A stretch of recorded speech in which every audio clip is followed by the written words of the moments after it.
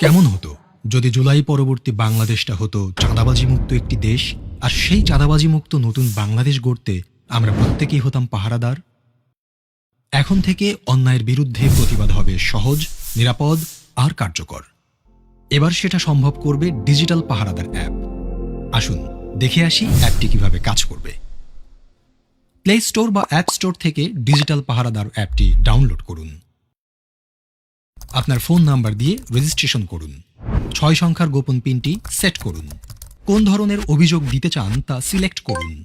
অভিযোগের প্রমাণ সংযুক্ত করার জন্য ছবি, ভিডিও, অডিও রেকর্ড করুন অথবা মেসেজ টাইপ করুন।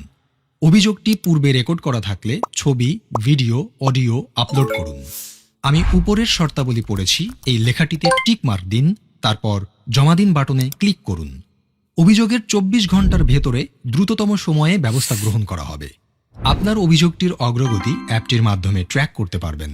অভিযোগটির সর্বশেষ তথ্য আপনাকে SMS এর মাধ্যমে জানানো হবে। চাঁদাবাজি এর পাশাপাশি দুর্নীতি, ঘুষ, মাদক, সন্ত্রাস, বুলিং বা ইফটিজিং ও অপহরণ সংক্রান্ত অভিযোগ দিতেও অ্যাপটি ব্যবহার করতে পারবেন। অভিযোগকারীর নিরাপত্তা নিশ্চিত করার জন্য পরিচয় গোপন রাখা হবে। নিরাপদ বাংলাদেশ গড়ার লক্ষ্যে আমরা প্রত্যেকে এক একজন দায়িত্বশীল পাহারাদার। অন্যায় অপরাধের অভিশাপ দূর করার লক্ষ্যে আপনার এবারের ভোটটি হোক দাঁড়িপাল্লার পক্ষে। চলো একসাথে গড়ি নিরাপদ, চাঁদাবাজি মুক্ত নতুন বাংলাদেশ।